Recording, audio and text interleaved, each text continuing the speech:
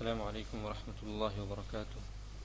الحمد لله رب العالمين والصلاة والسلام على أشرف الأنبياء والمرسلين نبينا محمد وعلى آله وأصحابه وسلم تسليما كثيرا. أما بعد، أعوذ بالله من الشيطان الرجيم. بسم الله الرحمن الرحيم.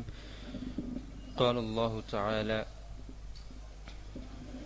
أفرأيت من اتخذ إلهه هواه وأضله الله على علم وختم على سمعه وقلبه وجعل على بصره غشاوة فمن يهديه من بعد الله أفلا تذكرون. وفي صحيح مسلم عن زيد بن أرقم رضي الله تعالى عنه يقول: كان رسول الله صلى الله عليه وسلم يقول: اللهم إني أعوذ بك من علم لا ينفع ومن قلب لا يخشع ومن نفس لا تشبع ومن دعوة لا يستجاب لها. محترم حاضرین اکرام اور عزیز ساتھیو، جیسے کہ ہم کو اس بات کا علم ہے کہ ہمارے دروس کا سلسلہ جو چل رہا ہے وہ توحید پر چل رہا ہے، اور آج توحید پر 14واں درس ہے، 14th۔ پچھلے درس میں اور جس توحید میں ہم جس موضوع پر بات کر رہے ہیں وہ یہ ہے کہ ایک مسلمان توحید کا حق کس طریقے سے ادا کر سکتا ہے، اس موضوع پر ہم بات کر رہے ہیں، اور اس کے کچھ شرائط ہیں کہ کس طریقے سے مسلمان توحید کا حق ادا کر سکتا ہے۔ سب سے پہلی شرط یہ ہم پڑھ چکے ہیں کہ علم حاصل کرنا چاہیے۔ دوسری شرط ہم یہ دیکھے تھے کہ جس دین کا علم حاصل کیا اس سے ہم کو محبت ہونا، لگاؤ ہونا، دلچسپی ہونا۔ تیسری چیز جو علم حاصل کیا اس پر عمل کرنے کی نیت کرنا، اور چوتھی چیز عمل کرنا۔ میں نیت کرنا اور عمل کرنے کی تفصیل میں بتلا دیا ہوں کہ نیت میں اور عمل میں کیا فرق ہے، اور اس کے بعد نیت کرنے کے بعد ہی عمل ہوتا ہے۔ اسلام میں کوئی عمل ایسا نہیں ہے جو بغیر نیت کے ہو یا بغیر نیت کے ہو سکتا ہے۔ اس کے بارے میں ہم پڑھ چکے ہیں۔ پچھلے درس میں ہم یہ پڑھے تھے کہ صحابہ کرام رضی اللہ تعالیٰ عنہ کس طریقے سے رسول اللہ صلی اللہ علیہ وسلم سے علم سیکھتے تھے اور عمل سیکھتے تھے، اور عمل جب وہ کرتے تھے صحابہ کرام رضی اللہ تعالیٰ عنہ تو ان کو یہ یقین ہوتا تھا کہ اللہ تبارک و تعالیٰ ان کے اس عمل کو قبول کر رہے ہیں، اور اس عمل کے ذریعے سے اللہ تبارک و تعالیٰ ان کو جنت میں داخل کریں گے۔ اور سجدے کی کیا اہمیت ہے، پچھلے درس میں پڑھے تھے کہ سجدے کی کیا اہمیت ہے، اور یہ بھی ہم پچھلے درس میں پڑھے تھے کہ جو شخص علم پر عمل نہیں کرتا ہے وہ سب سے بڑا خسارہ اٹھانے والا ہوتا ہے دنیا اور آخرت میں۔ اور ہم مثال لیے تھے اذان کی، اذان کے ذریعے سے ہم دیکھے تھے کہ کس طریقے سے انسان خسارہ اٹھاتا ہے عمل نہیں کرنے کے بعد۔ اس کے بعد ہم پچھلے درس میں یہ بھی پڑھے تھے کہ کس طریقے سے صحابہ کرام رضی اللہ تعالیٰ عنہم ہم کو وصیت کر کے گئے تھے کہ علم پر عمل کرنا چاہیے، اور کون سے شخص کو عالم کہتے ہیں اور کون سے شخص کو نام نہاد عالم کہتے ہیں، علم پر عمل کرنے والے کو کون سا عالم کہتے ہیں، اور علم رکھ کر عمل نہیں کرنے والے کو کیا عالم کہا جاتا ہے یا نہیں کہا، اس کے بارے میں پچھلے درس میں پڑھے تھے۔ اس درس میں ہم اسی موضوع کو سامنے رکھتے ہوئے اسی موضوع کی اور تفصیل میں جائیں گے کہ علم پر عمل کرنا، علم پر عمل کرنے کی جو فضیلت ہے، اور علم پر عمل نہیں کرنے کی جو اللہ تعالیٰ نے اور رسول اللہ صلی اللہ علیہ وسلم نے جو قباحت فرمائی ہے اس سے بڑھ کر کے کوئی اور عمل یا پھر کوئی اور گناہ کی نہیں کی ہے۔ کیوں؟ کیونکہ علم حاصل کرنے کے بعد انسان کے پاس نور آتا ہے، نور آنے کے بعد اس نور کو چھوڑ کر کے گمراہی میں جانا، اندھیرے میں جانا، یہ سب سے بڑی گمراہی ہے۔ نور دیکھ کر کے، روشنی دیکھ کر کے اندھیرے کی طرف کوئی انسان نہیں جاتا ہے۔ اسی طریقے سے جب علم آتا ہے تو ضلالت کی طرف کوئی انسان جبھی جاتا ہے جب وہ اپنے علم پر عمل نہیں کرتا ہے۔ علم دو طریقے کے ہیں، علم دو طریقے کے ہیں، یہ علمی چیز ہے، یعنی ہم سب کو یہ یاد رکھنا چاہیے۔ علم دو طریقے کا ہوتا ہے، ایک وہ علم ہے جو نفع ہوتا ہے، جس سے فائدہ ہوتا ہے انسان کو، جب وہ انسان حاصل کرتا ہے تو اس کو فائدہ ہوتا ہے، ایک علم۔ دوسرا علم ایسا ہے جب وہ انسان حاصل کرتا ہے تو اس کو نقصان ہوتا ہے۔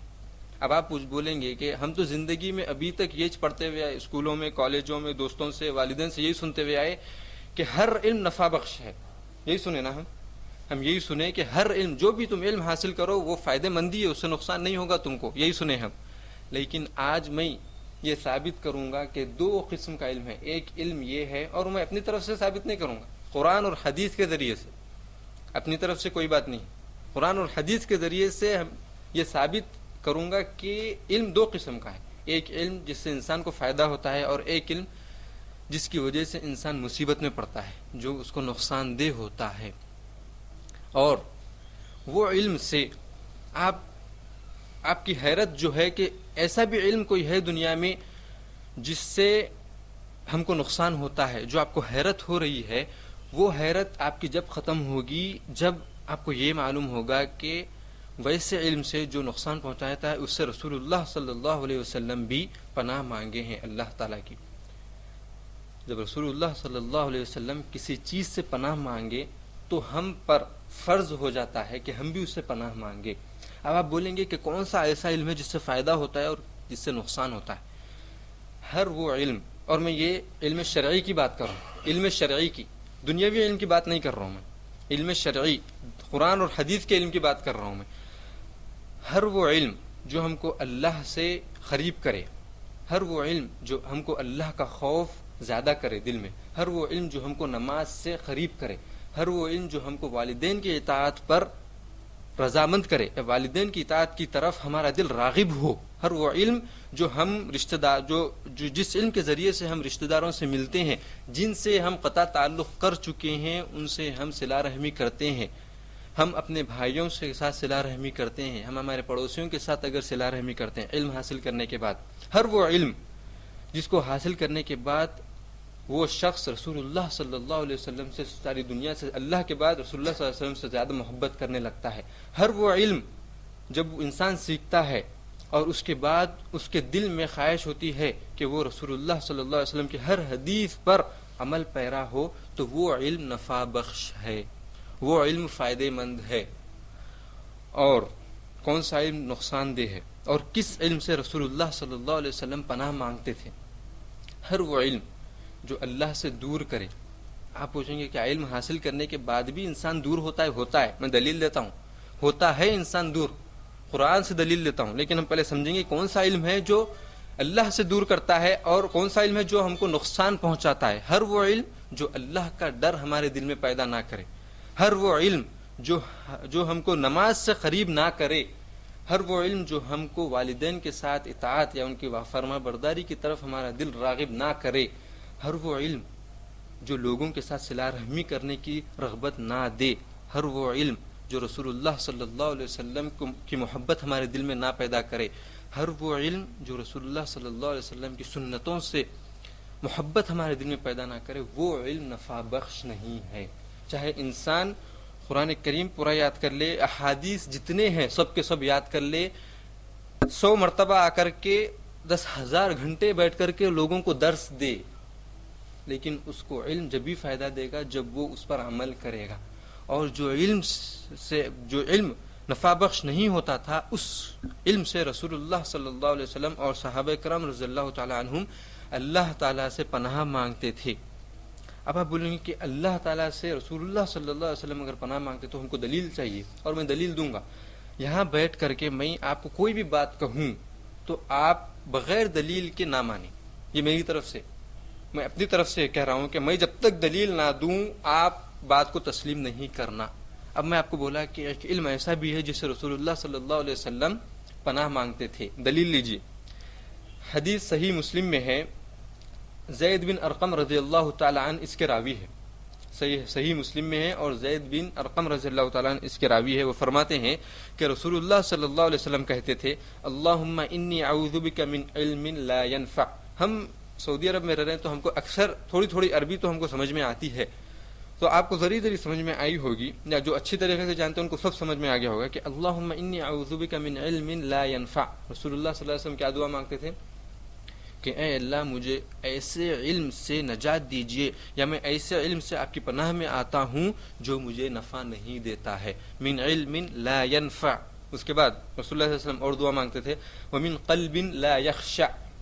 اور ایسے دل سے میں آپ سے پناہ مانگتا ہوں جس کے دل میں آپ کا خوف نہ ہو، جو دل آپ سے ڈرتا نہیں ہو، میں اس دل سے بھی جو ہے نا پناہ مانگتا ہوں آپ کی. ومن قلب لا يخشع ومن نفس لا تشبع.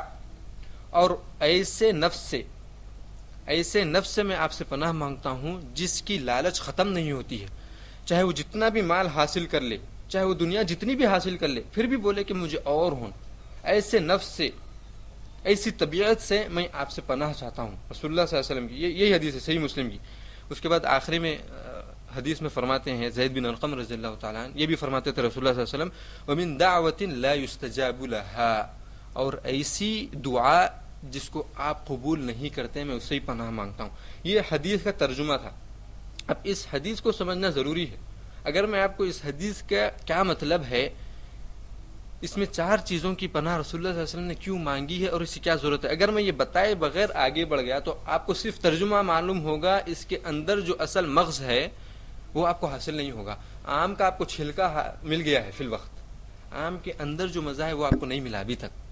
بولنے کا مطلب حدیث کا ترجمہ آپ کو معلوم ہوا ہے، حدیث کے اندر جو مزہ ہے وہ آپ کو نہیں معلوم ہوا ابھی تک. تو ہم اس مزے کو ہم حاصل کریں گے. اب رسول اللہ صلی اللہ علیہ وسلم سب سے پہلے کس چیز کی پناہ مانگی کہ ایسے علم جو نفع نہیں پہنچاتا ہے، اور اس کے بعد ایسا دل جو اللہ تعالیٰ سے ڈرتا نہیں ہے. سب سے پہلے رسول اللہ صلی اللہ علیہ وسلم علم کی پناہ، ایسے علم کی جو نفع نہیں پہنچاتا، ایسے علم کی پناہ اس لیے مانگے ہیں کیونکہ جب تک علم آدمی حاصل نہیں کرتا اور اس پر عمل نہیں کرتا، جب تک اس کے دل میں نہیں اترتا. میں پچھلے درس میں علی رضی اللہ تعالیٰ عنہ کی وصیت میں ایک رسول علی رضی اللہ عنہ کی وصیت پڑھتے ہوئے ایک نقطہ بتلایا تھا میں کہ علی رضی اللہ تعالیٰ عنہ نے فرمایا تھا کہ ایسے لوگ آئیں گے جو ان کا علم ان کے حلق تک رہے گا، ان کے حلق کے نیچے نہیں اترے گا. تو اس کا مطلب میں بتلایا تھا کہ وہ صرف بولیں گے، کچھ کریں گے نہیں. کیوں؟ جب کریں گے تبھی کریں گے جب ان کے دل میں وہ چیز اترے گی. تو رسول اللہ صلی اللہ علیہ وسلم علم کی پناہ اس لیے مانگے، ایسے علم جو نفع نہیں پہنچاتا اس کی پناہ اس لیے پہلے مانگے ہیں کیونکہ اگر وہ دل میں اتر جائے تو پھر وہ علم نقصان دینے والا نہیں ہوتا. جب وہ علم حلق تک نہیں بلکہ نیچے اتر جائے اس سے، یعنی دل میں اتر جائے، تو وہ علم نقصان دینے والا نہیں ہوتا ہے، وہ نفع ہی پہنچاتا ہے. اگر وہ دل میں نہیں اترا ہے تبھی وہ علم نقصان پہنچاتا ہے. اسی لیے رسول اللہ صلی اللہ علیہ وسلم سب سے پہلے وہ علم کی پناہ مانگے جو نفع نہیں پہنچاتا، اس کے بعد وہ دل کی پناہ مانگے جو اللہ سے ڈرتا نہیں، کیونکہ علم عمل کے ذریعے سے دل میں اترا نہیں. اسی لیے رسول اللہ صلی اللہ علیہ وسلم وہ دل کی بھی پناہ مانگے جو اللہ سے ڈرتا نہیں. اس کے بعد تیسری چیز رسول اللہ صلی اللہ علیہ وسلم کس کی پناہ مانگے؟ ایسے نفس کی یا ایسے جان کی پناہ مانگے جس کے اندر لالچ ختم نہیں ہوتی ہے. اس سے پہلے 2 چیزوں کی پناہ مانگے تھے، علم کی جو نفع نہیں پہنچاتا ہے، اور ایسے دل کی جو ڈرتا نہیں. اگر یہ 2 چیزیں انسان کے اندر موجود ہو تو اس کا نفس اللہ تعالیٰ نے اس کو جتنا دیا ہے اس پر اطمینان کرے گا، اس کے اندر اور لالچ نہیں آئے گی. کیوں؟ کیونکہ وہ علم کے ذریعے سے، علم کا جو نور ہے جب اس کو فائدہ پہنچائے گا تو دل کے اندر ایک روشنی پیدا ہوگی، اور وہ روشنی کے ذریعے سے اس کا نفس اطمینان پائے گا.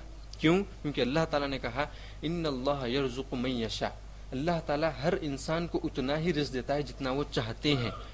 اس کے بعد جو علم پر عمل کرتا ہے وہ شخص یہ نہیں کہتا، اگر اس کو مہینے میں اگر 1000-1500 سیلری بھی مل رہی تو وہ یہ نہیں کہتا کہ مجھے اتنے کیوں مل رہے، میرے کو اتنے ملنا تھا. کیوں؟ کیونکہ اس کے اندر اللہ تعالیٰ نے علم کے ذریعے سے نور پیدا کیا دل میں اور اپنا ڈر پیدا کیا. تو رسول اللہ صلی اللہ علیہ وسلم سب سے پہلے علم جو نفع نہیں پہنچاتا اس کی پناہ مانگے، اس کے بعد ایسے دل جو اللہ تعالیٰ سے ڈرتا نہیں. تیسری چیز کے بارے میں جو ایسا نفس جو لالچ سے ختم نہیں ہوتا ہے. 3 چیز ہو گئی. چوتھی اور آخری جو اہم ہے اور ان 3 چیزیں حاصل ہونے کے بعد وہ چیز حاصل ہو جاتی ہے. اگر وہ 3 چیزوں میں سے ایک بھی چیز حاصل نہیں ہوئی تو وہ آخری چیز بھی حاصل نہیں ہوتی. اور وہ کیا ہے؟ ایسی دعا جو اللہ تعالیٰ قبول نہ کرے. اگر انسان اپنے علم پر عمل نہ کرے، علم حاصل کیا لیکن عمل نہیں کرتا ہے تو اللہ تعالیٰ اس کی دعا قبول نہیں کرتے. کیوں؟ کیونکہ علماء کرام فرماتے ہیں کہ گناہیں دعاؤں کو قبول ہونے سے روکتے ہیں. گناہیں، جو بھی انسان گناہ کرتا ہے اور اس کی دعا اگر قبول نہیں ہوتی ہے تو وہ اپنے اعمال کی طرف دیکھے کہ آخر میرے اعمال کیسے ہیں. اگر اس کے اعمال اس کے علم کے مطابق ہیں، جو جتنا علم حاصل کیا ہے، اگر وہ عمل کر رہا ہے تو اس کی دعا کبھی رد نہیں ہوگی، کبھی رد نہیں ہو سکتی ہے، سوال ہی نہیں. کیونکہ اللہ تعالیٰ نے فرمایا جو علم پر عمل کریں گے اللہ تعالیٰ ان کو دنیا میں اچھی زندگی دیں گے اور ان کی ہر دعا قبول ہوگی. تو رسول اللہ صلی اللہ علیہ وسلم من دعوت لا یستجاب لها، ایسی دعا جس کو اللہ تعالیٰ قبول نہ کرے اس سے پناہ مانگے ہیں.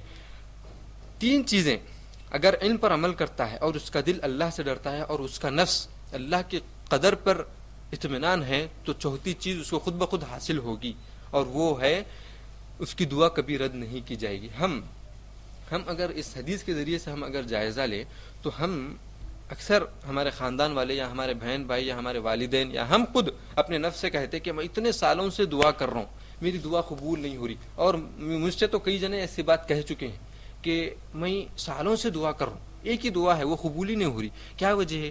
کیا اللہ اور یہاں تک حد تو یہ ہو گئی مسلمان، یعنی جو بھائی مجھ سے کہے کہ میری دعا قبول نہیں رہی، حد تک یہ حد تو یہ ہو گئی کہ وہ شک کرنے لگے کہ اللہ تعالیٰ ہے یا نہیں ہے، یہ سوال پوچھنے لگے، نعوذ باللہ، کیا وجہ سے؟ کیونکہ ان کی دعا قبول نہیں ہو رہی ہے۔ تو اس حدیث کے ذریعے سے ہم کو ہمارے دلوں میں اور ہمارے نفسوں میں جھانک کر کے دیکھنا ہے کہ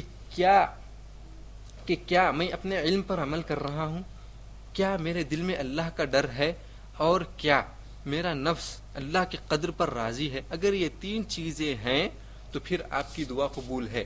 اور ہر انسان جس کی دعا قبول نہیں ہوتی ہے اس سے پوچھے کیا تم فجر کی نماز پڑھے؟ نہیں پڑھے۔ اگر آپ فجر کی نماز ہی نہیں پڑھے، اللہ کا سب سے بڑا حق ادا نہیں کرے، اس کے بعد آپ بول رہے ہیں اللہ تعالیٰ آپ کا حق ادا کرے، کیسا ہو سکتا ہے؟ اللہ تعالیٰ نے قرآن کریم میں فرمایا ہے ان تنصروا اللہ ینصرکم، اگر تم اللہ کی مدد کرو گے تو اللہ تعالیٰ تمہاری مدد کرے گا۔ اس کا مطلب کیا ہے؟ اگر تم اللہ کی اطاعت کرو گے تو اللہ تعالیٰ تمہاری ہر پریشانی کو دور کرے گا، تمہاری ہر دعا کو قبول کرے گا۔ جب ہم اپنے سے شکایت کرتے ہیں کہ میری دعا قبول نہیں ہو رہی ہے تو لازمی بات ہے کہ ہمارے سے گناہ ہو رہے ہیں، چاہے جانتے ہوئے یا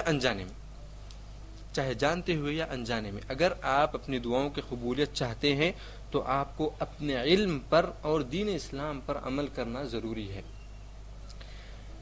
رسول اللہ صلی اللہ علیہ وسلم پہلے جو علم نفع نہیں پہنچاتا اس سے پناہ مانگتے تھے، پھر ایسے دل سے جو اللہ سے نہیں ڈرتا ہو، اور ایسے نفس سے جو اللہ کی قدر سے راضی نہیں ہوتا تھا، اور چوتھی چیز وہ دعا جس سے جو اللہ تعالیٰ قبول نہ کرتے ہوں۔ اس کے بعد یہ حدیث کے ذریعے سے میں آپ کو دلیل دیا کہ رسول اللہ صلی اللہ علیہ وسلم جو علم نفع نہیں دیتا ہے اس سے پناہ مانگتے تھے۔ اور میں اسی تمہید میں، اس درس کے تمہید میں یہ بھی کہا تھا کہ اللہ تعالیٰ علم کے ذریعے سے گمراہ کرتے ہیں لوگوں کو، علم حاصل کرنے کے بعد بھی آدمی گمراہ ہوتا ہے، میں یہ بات کہا تھا، اور اس کی دلیل دوں گا بول کر کے میں آپ کو بتلایا تھا، اور دلیل لیجیے آپ۔ قرآن کریم میں سورہ جاثیہ میں اللہ تعالیٰ قرآن کریم میں فرماتے ہیں افرأیت من اتخذ الہہ ہوا واضلہ اللہ علی علم، سورہ جاثیہ کی آیت ہے۔ اللہ تعالیٰ نے فرمایا کہ رسول اللہ صلی اللہ علیہ وسلم سے ارشاد فرماتے ہیں اللہ تعالیٰ، کیا آپ اس شخص کا مشاہدہ کیے ہیں جو اپنے نفس کو اپنا معبود بنایا ہوا ہے؟ میں اس کی تفسیر یا پھر جو ہے نا اس کا جو اصل مغز ہے وہ آپ کو بتلاؤں گا، لیکن ترجمہ سن لیں آپ۔ جو اپنے نفس کو اپنا خدا بنایا ہوا ہے، اپنا بھگوان بنایا ہوا ہے، یا اپنا معبود بنایا ہوا ہے اپنے نفس کو، اور اللہ تعالیٰ نے وَأَضَلَّهُ اللَّهُ عَلَىٰ عِلْمٍ، اور اللہ تعالیٰ نے اس کو علم حاصل کرنے کے بعد گمراہ کر دیا۔ اس کے بعد وَخَتَمَ عَلَىٰ سَمْعِهِ، اور اللہ تعالیٰ نے اس کے کانوں پر مہر لگا دی، یعنی وہ حق بات نہیں سن سکتا، وَقَلْبِهِ، اور اس کے دل پر مہر لگا دی، یعنی اس کا دل بھی حق سے بند ہو گیا ہے، وَجَعَلَ عَلَىٰ بَصَرِهِ غِشَاوَةً، اور اللہ تعالیٰ نے اس کے آنکھوں پر غفلت کے پردے ڈال دیے ہیں، فَمَن يَهْدِيهِ، اور ایسے شخص کو اگر جس کو اللہ تعالیٰ گمراہ کر دے، فَمَن يَهْدِيهِ مِن بَعْدِ اللَّهِ، اللہ تعالیٰ اگر جس کو گمراہ کر دے اس کو کون ہدایت دے سکتا ہے؟ افلا تذکرون، کیا تم اس سے نصیحت حاصل نہیں کرتے؟ یہ آیت کا مغز کیا ہے؟ اس کا اللہ تعالیٰ رسول اللہ صلی اللہ علیہ وسلم سے یہ آیت نازل کرنے کا کیا مطلب ہے؟ اس میں سب سے پہلے اللہ تعالیٰ نے کہا کہ آپ ایسے شخص کو دیکھیں یا اس شخص کا مشاہدہ کریں جو اپنے نفس کو رب بنا لیا ہو یا اپنے نفس کو معبود بنا لیا ہو۔ کیا مطلب اس کا؟ یعنی کہ وہ جو علم حاصل کیا ہے اس پر عمل نہیں کر رہا ہے، جو علم حاصل کیا اس پر عمل نہیں کر رہا ہے، بلکہ جو اس کا نفس کہتا ہے اس پر عمل کر رہا ہے۔ علم حاصل کیا کہ نمازوں کی پابندی کرو، لیکن جب سستی یا پھر جب اس کا جسم تھکا ہوا ہے تو اس کا نفس بولا کہ نہیں لیٹ جاؤ، نماز چھوڑے تو کچھ ہونے والا نہیں ہے، لیکن تمہارے کو نیند ضروری ہے کیونکہ تمہارے کو پھر عصر میں نماز جاب کو جانا ہے، عصر کے بعد تو ظہر کی نماز چھوڑ دو، کوئی بات نہیں، تو اپنے نفس کی بات سنو۔ یہ ہے علم حاصل کرنے کے بعد اپنے نفس کو خدا بنا لینا۔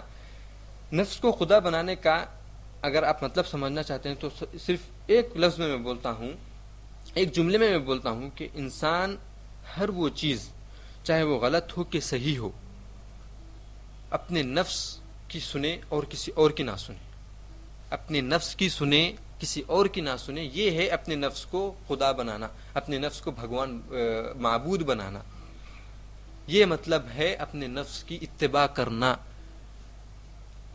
افرأیت من اتخذ الہہ ہواہ، جو اپنے نفس کو خدا بنا لیا ہو، معبود بنا لیا ہو. وَأَضَلَّهُ اللَّهُ عَلَى علم، اور اللہ تعالیٰ نے اس کو علم حاصل کرنے کے بعد گمراہ کر دیا. اللہ تعالیٰ نے گمراہ کیا علم حاصل کرنے کے بعد. اللہ تعالیٰ نے، اور میں پچھلے درس میں بتلایا تھا کہ اللہ تعالیٰ کی نعمت ہے علم. اللہ تعالیٰ سے ہم بغیر دعا مانگے کہ اللہ تعالیٰ ہم کو علم دیتے ہیں، اور اس کے بدلے میں کیا چاہتے ہیں اللہ تعالیٰ کہ اس پر بندہ جتنے اس کی استطاعت ہے اس پر عمل کرے. اللہ تعالیٰ یہی چاہتے ہیں نا. کیا میں اور آپ یہاں پر آئے یہ دعا مانگ کر کے کہ اللہ مجھے علم دے؟ نہیں. لیکن اللہ تعالیٰ ہم کو یہاں پر لے کر کے آیا ہے علم حاصل کرنے کے لیے. تو بغیر مانگے کہ جب اللہ تعالیٰ چیز ہم کو دے رہے ہیں تو اس کی ویسی ہی حفاظت کرنا چاہیے. جب ہم کو مانگ کر کے ملتی ہے تو اس سے زیادہ ہم کو حفاظت کرنا چاہیے. جب ہم کو کوئی چیز مانگ کر کے اللہ تعالیٰ سے جب ہم دعا کرتے ہیں اور ہم کو ملتی ہے تو ہم جس طریقے سے حفاظت کرتے ہیں، تو ایسی چیز جو بغیر مانگے کی ملتی ہے اس پر ہم کو اس سے زیادہ حفاظت کرنا چاہیے. اور علم پر اگر آپ حفاظت کرنا چاہتے ہیں تو اس پر عمل کریں، کیونکہ اگر علم پر عمل نہیں کریں گے تو وَأَضَلَّهُ اللَّهُ عَلَى علم، اگر عمل نہیں کریں گے تو اللہ تعالیٰ گمراہ کر دیں گے. اور گمراہ کریں گے کس طریقے سے؟ وہاں پر اللہ تعالیٰ بتلا بھی رہے ہیں کہ کس طریقے سے گمراہ کریں گے. وَخَتَمَ عَلَى سَمْعِهِ، علم حاصل کرنے کے دو ذریعے ہیں اور علم محفوظ کرنے کا ایک ذریعہ ہے. علمی چیز ہے، ہمیشہ آپ یاد رکھیں، یہ بہت ہی جو ہے نا بہترین علم ہے. یہ علم حاصل کرنے کے دو چیز ہیں. جن چیزوں کا استعمال کر کے انسان علم حاصل کرتا ہے وہ دو چیزیں ہیں صرف انسان کے جسم میں. اور ایک چیز ہے جس کے ذریعے سے انسان اس علم کو محفوظ رکھ سکتا ہے. ایک ہی چیز ہے. دو چیزیں جس کے ذریعے سے علم حاصل کرتا ہے انسان، وہ یہ ہے، ایک آنکھ اور ایک کان. اس کے علاوہ کوئی اور چیز ایسی نہیں ہے جس کے ذریعے سے وہ علم حاصل کرتا ہو. اگر انسان اندھا ہو تو کانوں سے سن کر کے علم حاصل کر سکتا ہے. اگر انسان بہرا ہو تو آنکھوں سے دیکھ کر کے پڑھ کر کے وہ علم حاصل کر سکتا ہے. لیکن اگر انسان اندھا ہو، اگر انسان بہرا ہو اور اندھا ہو تو وہ صرف زبان سے علم حاصل نہیں کر سکتا. کیوں؟ کیونکہ صرف دو چیزیں اللہ تعالیٰ نے علم حاصل کرنے کے لیے انسان کو دی ہیں. وہ ایک ہے آنکھ اور ایک ہے کان. اب ہم یہاں پر اگر کوئی شخص ایسا آ جائے، کوئی شخص مثلا کوئی بھی XYZ، کوئی بھی ایسا شخص آ جائے جو بہرا ہو، تو کیا اس کو یہاں پر بیٹھنے کا کوئی فائدہ ہے؟ نہیں ہے فائدہ. لیکن وہ علم کس طریقے سے حاصل کر سکتا ہے؟ پڑھ کر کے وہ علم حاصل کر سکتا ہے، کیونکہ وہ دیکھ سکتا ہے. اگر کوئی شخص یہاں پر ایسا ہے جو اندھا ہو پورا لیکن وہ کانوں سے سن سکتا ہو، تو وہ علم حاصل کر سکتا ہے یا نہیں کر سکتا؟ کر سکتا ہے. کیوں؟ کیونکہ اس کے آ گئی ایک چیز ختم ہوئی علم حاصل کرنے کی، دوسری چیز موجود ہے. لیکن اگر انسان آنکھوں سے اور کانوں سے بہرا اور آنکھوں سے اندھا ہو جائے، چاہے اس کے پاس جتنی بھی چیزیں ہوں، وہ علم حاصل نہیں کر سکتا ہے، کیونکہ اس کے پاس علم حاصل کرنے کے جو اوزار تھے وہ ختم ہو چکے ہیں. اور علم محفوظ کرنے کا صرف ایک ہی انسان کے پاس عضو باقی رہ گیا ہے، ایک ہی ذریعہ ہے جس کے ذریعے سے وہ علم کو محفوظ رکھ سکتا ہے، اور وہ ہے دل. آپ بولیں گے ذہن میں انسان محفوظ رکھتا ہے علم کو یاد کر کے. اکثر تو ہم یہی سمجھتے ہیں نا کہ جب تک انسان کے ذہن میں علم ہے، یعنی کہ جب تک وہ انسان عمل کر سکتا ہے اور وہ کام کر سکتا ہے. یہ چیز دنیاوی علوم تک صحیح ہے. دنیاوی علوم تک یہ بات صحیح ہے کہ انسان جب تک ذہن میں رکھتا ہے بات، اس کو محفوظ رہتی ہے. لیکن دینی اور شرعی جو علم ہے وہ جب تک وہ علم کو دل میں محفوظ نہیں کرے گا، یعنی کہ جب تک وہ علم پر عمل نہیں کرے گا، جب تک اس کے پاس محفوظ نہیں رہے گا، چاہے وہ دنیا کا ذہین ترین انسان ہو، جب تک وہ علم پر عمل نہیں کرے گا اس کے پاس علم محفوظ نہیں رہ سکتا. تو دو چیزیں جو علم حاصل کر سکتے ہیں وہ ایک ہے آنکھ اور ایک ہے کان. اور جس کو محفوظ رکھ سکتے ہیں دینی علم، دنیاوی علم کو چھوڑ کر کے دینی علم، وہ ہے دل، عمل کر کے. اب اس آیت کی تفسیر کرتے ہوئے یا پھر اس آیت کا مغز بتلاتے ہوئے میں یہ بات کہا ہوں. کیوں؟ کیونکہ اللہ تعالیٰ یہاں پر فرما رہے ہیں وَخَتَمَ عَلَى سَمْعِهِ وَجَعَلَ عَلَى بَصَرِهِ غِشَاوَةً وَخَتَمَ عَلَى سَمْعِهِ وَقَلْبِهِ وَجَعَلَ عَلَى بَصَرِهِ غِشَاوَةً. اللہ تعالیٰ نے جو شخص علم پر عمل نہیں کرتا ہے اس کو اس طریقے سے گمراہ کرتے ہیں کہ اس کے کانوں کی پردے کو بند کر دیتے ہیں. اللہ تعالیٰ اس کے کانوں کے پردے پر حق نہیں سننے کے پردے ڈال دیتے ہیں. اس کے کانوں پر حق نہیں سننے کے پردے ڈال دیتے ہیں اور اس کے دل پر اللہ تعالیٰ حق ہٹا دیتے ہیں اور باطل کو لا دیتے ہیں. وختم علی سمعہ وقلبہ وجعل علی بصرہ غشاوہ. اور اس کی آنکھ پر اللہ تعالیٰ غفلت کے پردے ڈال دیتے ہیں. یعنی جو حق ہے وہ دیکھ کر کے بھی وہ دیکھ نہیں سکتا حق کو, اور جو باطل ہے وہ نہیں دیکھنا چاہا تو بھی اللہ تعالیٰ اس کو دکھاتے ہیں. کیوں؟ کیونکہ اس کے آنکھوں پر اللہ تعالیٰ نے غفلت کے پردے ڈال دیے ہیں. اور جو حق ہے, جو سننا چاہتا ہے, سنتے ہوئے بھی وہ سمجھ نہیں سکتا کہ کیا حق ہے, کیونکہ اللہ تعالیٰ نے اس کو گمراہ کر دیا ہے اس کے عمل نہیں کرنے کی وجہ سے. اور جو باطل ہے جس کو وہ نہیں سننا چاہیے تھا وہ نہیں چاہتے ہوئے بھی اللہ تعالیٰ اس کو سناتے ہیں کیونکہ وہ اپنے علم پر عمل نہیں کر رہا تھا. ایک چیز ہو گئی یہاں پر کان کے اوپر اللہ تعالیٰ نے اس کے حق سننا اس کے کانوں سے ہٹا دیا ہے.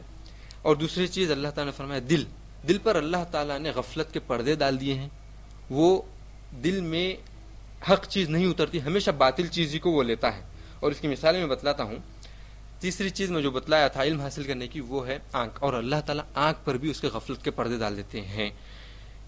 اس کے بعد اللہ تعالیٰ فرماتے ہیں ایسا شخص جس کی ہم نے آنکھ اور کان اور دل تینوں کو ہم نے گمراہ کر دیا, ایسے شخص کو کون ہے دنیا میں جو ہدایت دے سکتا ہے. اس کی مثال اگر آپ سمجھنا چاہتے ہیں تو رسول اللہ صلی اللہ علیہ وسلم جب اپنے چچا ابو طالب کے پاس آئے اور فرمانے لگے ان سے, ان کے جب وہ موت کے بستر پر تھے, جب ان کی روح خارج ہو رہی تھی, نکل رہی تھی, تو رسول اللہ صلی اللہ علیہ وسلم ان کے پاس آ کر کے کہنے لگے کہ یا عم, اے میرے چچا, آپ صرف لا الہ الا اللہ کہہ دیجئے, میں آپ کی شفاعت کروں گا قیامت کے دن. صرف لا الہ, آپ نماز نہیں پڑھے, آپ اللہ کے لیے سجدہ نہیں کرے, صرف آپ کلمہ توحید کہہ دیجئے, لا الہ الا اللہ, میں آپ کی شفاعت کروں گا قیامت کے دن. لیکن وہاں پر ابو جہل اور اس کے جو ساتھی تھے وہ بیٹھے ہوئے تھے اور کہنے لگے کہ کیا تم مرتے وقت اپنے آبا و اجداد کا دین چھوڑ دو گے؟ تو وہ ایمان نہیں لائے. بتلانے کا مقصد یہ ہے کہ ابو طالب رسول اللہ صلی اللہ علیہ وسلم وہاں بیٹھ کر کے ان کو کہہ رہے ہیں کہ میں تم کو جنت میں جانے کی بشارت دیتا ہوں, لا الہ الا اللہ کہہ دو, میں تمہاری شفاعت کروں گا قیامت کے دن. پھر بھی وہ ایمان نہیں لائے. اس کا مطلب یہ ہوا کہ جب رسول اللہ صلی اللہ علیہ وسلم کسی کو ہدایت نہیں دے سکتے تو کوئی ایسا عالم یا کوئی ایسا انسان اس دنیا میں نہیں ہے جو دوسروں کو ہدایت دے سکتا. اللہ تعالیٰ نے فرمایا قرآن کریم میں کہ آپ جسے چاہے ہدایت نہیں دے سکتے. انک لا تہدی من احببت ولکن اللہ یہدی من یشاء. اللہ تعالیٰ رسول اللہ صلی اللہ علیہ وسلم سے ارشاد فرمایا کہ آپ جسے چاہے اسے ہدایت نہیں دے سکتے. یہ آیت اس وقت نازل ہوئی جب رسول اللہ صلی اللہ علیہ وسلم مایوس ہو کر کے ابو طالب کی جب روح قبض ہوئی تھی تو وہ مایوس ہو کر کے گھر سے نکل رہے تھے. رسول اللہ صلی اللہ علیہ وسلم کے میرے چچا جو میری مدد کیے تھے اسلام میں وہ ایمان نہیں لائے, تو مایوس ہو کر کے تو اللہ تعالیٰ نے آیت نازل کی انک لا تہدی من احببت, جس کو آپ چاہتے ہیں آپ اس کو ہدایت نہیں دے سکتے, ولکن اللہ یہدی من یشاء. تو اللہ تعالیٰ جسے چاہے اسے ہدایت دیتے ہیں. اس آیت میں جو اللہ تعالیٰ ہدایت دینے کی بات کہہ رہے ہیں اس میں ایک باریک نقطہ بتلانا چاہتا ہوں جو ہم سے غافل ہے. ہم اکثر جب دوسروں کو, ہمارے دوستوں کو یا ہمارے بہن بھائیوں کو یا ہمارے رشتہ داروں کو, ہمارے والدین کو جب ہم دعوت دیتے ہیں اور وہ قبول نہیں کرتے تو ہم کیا کرتے, ان کو گالیاں دیتے, ان کو برا بھلا کہتے, ارے اتنا سمجھا رہا ہوں میں سمجھ رہے نہیں, ارے یہ آدمی کو سمجھانا ہی بیکار ہے, اس کی تو ہدایت ہی نہیں ملتی, میرا سمجھانا میرا ٹائم ویسٹ ہو گیا. بولتے کہ نہیں بولتے ہم, بولتے کہ نہیں بولتے ہیں ہم یہ بات. لیکن آپ جب کسی کو سمجھانے جائیں چاہے وہ آپ کے والدین ہی کیوں نہ, اگر آپ کے والدین خدا نہ خواستہ شرک پر ہیں اور آپ ان کو توحید پر لانا چاہ رہے ہیں, آپ سمجھائیں, آپ جتنا سمجھانا چاہیں سمجھائیں, لیکن آپ مایوس جب ہوں تو آپ کے سامنے یہ آیت آ جانا چاہیے کہ جب رسول اللہ صلی اللہ علیہ وسلم ہدایت نہیں دے سکتے تو میں اور آپ کون ہیں. تو بتلانے کا مقصد آپ کو مایوس ہونے کی ضرورت نہیں ہے. کیوں؟ کیونکہ اللہ تعالیٰ ہدایت دینے والے ہیں. ہم کیا کرنے والے ہیں, اب میں یہاں پر ہوں, میں یہاں کیا کرنے والا ہوں, آپ کو مسجد کو اٹھا کر کے لے جانے والا نہیں ہوں. چلو نماز پڑھو, چلو والدین کی اطاعت کرو, چلو علم پر عمل کرو, جو جو علم حاصل کیا اس پر عمل کرو، میرے کو دکھاؤ. میرا کام یہ نہیں ہے. میں یہاں بیٹھ کر کے آپ کو بتلا رہا ہوں، اگر کوئی بات میری نہیں سنتا ہے یا پھر جو بولے تو مجھے اس سے مایوس ہونے کی ضرورت نہیں ہے. کیوں؟ کیونکہ میرا کام صرف بولنا ہے. رسول اللہ صلی اللہ علیہ وسلم سے اللہ تعالیٰ نے کہا ہے کہ آپ کا کام صرف پہنچانا ہے. بلغ ما انزل الیک، بلغ ما انزل الیک، آپ صرف پہنچائیے لوگوں تک جو آپ کی طرف نازل کیا گیا ہے. باقی کا معاملہ اللہ تعالیٰ کے ہاتھ میں، عمل کرے یا نہ کرے، جنت میں جائیں یا نہ جائیں، جہنم میں داخل کرے یا نہ کرے، اللہ تعالیٰ کے ہاتھ میں. بتلانے کا مقصد اللہ تعالیٰ کے علاوہ کوئی اور ہدایت نہیں دے سکتا ہے. اس کے بعد اللہ تعالیٰ نے فرمایا افلا تذکرون، کیا تم اس چیز سے کہ اللہ تعالیٰ جسے چاہے اسے گمراہ کر سکتے ہیں اور جسے چاہے اسے ہدایت دے سکتے ہیں، کیا تم اس چیز سے کوئی نصیحت حاصل نہیں کرتے؟ کوئی نصیحت حاصل نہیں کرتے. اس آیت کے بعد میں آپ کو ایک علمی بات بتلانا چاہتا ہوں، اور وہ یہ ہے کہ مالک ابن دینار رحمہ اللہ، مالک ابن دینار ایک بڑے عالم گزرے ہیں. وہ فرماتے ہیں کہ جب کوئی عالم جو علم رکھنے والا شخص اپنے علم پر عمل نہیں کرتا ہے تو اس کے وعظ و نصیحت لوگوں کے دلوں پہ سے اسی طریقے سے ہٹ جاتی ہے جس طریقے سے آپ پانی ایک شیشے پر ڈالتے ہیں. اگر آپ پانی کو شیشے پر ڈالیں تو کیا پانی ٹکے گا؟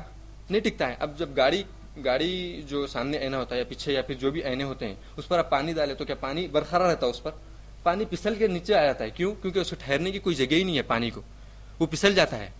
اسی طریقے سے جب کوئی عالم یا کوئی علم رکھنے والا بغیر عمل کر کے لوگوں کو عمل کرنے کے لیے کہتا ہے، یہ بات غور سے سنیں، ہم سب کے لیے ضروری ہے. جب کوئی عالم اپنے علم پر عمل نہیں کر کے، اور عالم کا مطلب پچھلے درس میں بتلا دیا ہوں، جب کوئی علم رکھنے والا شخص اپنے علم پر عمل نہیں کرتا اور دوسروں کو بولتا ہے کہ علم کا عمل کرو عمل کرو عمل کرو، تو اللہ تعالیٰ اس کی جو واضح و نصیحت ہے نا وہ لوگوں کے دلوں پہ سے اس طریقے سے ہٹا دیتا ہے جس طریقے سے شیشے پہ سے پانی ہٹ جاتا ہے. یعنی کہ جب شیشے پہ سے پانی ہٹتا ہے تو کوئی اثر نہیں رہتا اس کا، اسی طریقے سے لوگوں کے دلوں پر کچھ اثر نہیں کرتا. کیسے عالموں کا جو علم رکھ کر عمل نہیں کرتے اور دوسروں کو کہتے ہیں کہ عمل کرو، تو اللہ تعالیٰ ان کی واضح و نصیحت میں وہ تاثیر، وہ لذت نہیں رکھتے کہ لوگ اس کو قبول کریں، کہ وہ لوگ اس کو اچھا مانیں. اللہ تعالیٰ وہ ان کے دلوں میں ڈال دیتا ہے. تو یہ مالک ابن دینار رحمہ اللہ فرماتے ہیں کہ جب عالم اپنے علم پر عمل نہیں کرتا ہے تو اللہ تعالیٰ اسی طریقے سے جس طریقے سے شیشے کے اوپر سے پانی ہٹ جاتا ہے اور اس کا کوئی اثر نہیں ہوتا، تو اسی طریقے سے اس کی واضح و نصیحت لوگوں کے دل پہ سے ختم ہو جاتی ہے. یعنی کوئی اس کی بات کو نہیں مانتا اور نہ اس کو درس میں سے اٹھنے کے بعد کوئی اور بات یاد رہتی ہے. سب سے بہترین فائدہ، اور یہ میری آخری بات ہے اس درس کی، کہ سب سے بہترین فائدہ علم پر عمل کرنے کا یہ ہے کہ جب تک انسان اپنے علم پر عمل کرتے رہتا ہے اور اپنے علم کو چھوڑتا نہیں ہے، علم حاصل کرنے کو اور عمل کو نہیں چھوڑتا ہے، تو وہ جب تک عمل کرتا ہے جب تک وہ استقامت پر رہتا ہے. یعنی وہ عمل کرتے ہی رہتا ہے اور دین اور اسلام پر ثابت قدم رہتا ہے. جب شخص اپنے علم کو چھوڑ کر کے، اپنے عمل کو چھوڑ کر کے علم کے ذریعے سے عمل نہیں کرتا ہے تو وہ صراط مستقیم سے ہٹ جاتا ہے.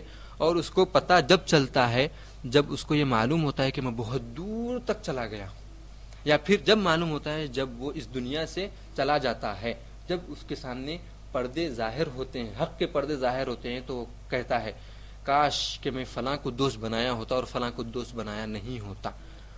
علم پر عمل کرنے کا سب سے بڑا فائدہ یہ ہے کہ آپ استقامت اختیار کر سکتے ہیں. اور استقامت کسے کہتے ہیں؟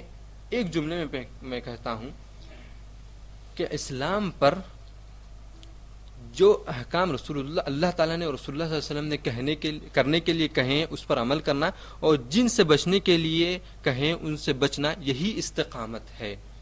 یہ ایک ہی جملے کی بات ہے، لیکن استقامت کے بارے میں کئی دروس میں ہم پڑھ چکے ہیں اس بارے میں. استقامت کسے کہتے ہیں، استقامت کے کیا فوائد ہیں، استقامت اختیار کرنے کے اور استقامت نہیں اختیار کرنے کے کیا نقصانات ہیں، اس کے بارے میں اس توحید کے درس میں بھی، توحید کے موضوع میں بھی استقامت کی کیا اہمیت ہے اور اس پر کس طریقے سے ہم کو رہنے کی ضرورت ہے اور اس کے کیا فوائد ہے، یہ بھی انشاءاللہ آئیں گے، وہ اس کا وقت آئے گا. تو لیکن بتلانے کا مقصد اس میں یہ ہے کہ علم پر عمل کرنے کا سب سے بڑا فائدہ یہ ہے کہ آپ دین پر ثابت قدم رہ سکتے ہیں. اس درس کا خلاصہ یہ ہے کہ علم دو قسم کا ہے. ایک علم جو نفع بخش ہے اور ایک علم جو نقصان دہ ہے. اور نقصان دہ علم سے رسول اللہ صلی اللہ علیہ وسلم پناہ مانگتے تھے، اور نقصان دہ علم سے پناہ مانگتے تھے، اور علم پر عمل نہیں کرنے کی وجہ سے ہماری دعائیں قبول نہیں ہوتی ہیں. اللہ تعالیٰ سے دعا ہے کہ اے اللہ یہاں پر جو بھی کہا سنا گیا اس پر ہم کو عمل کرنے کی توفیق عطا فرمائے. یا اللہ یہاں پر جو بھی کہا سنا گیا اس پر ہم کو عمل کرنے کی توفیق عطا فرمائے.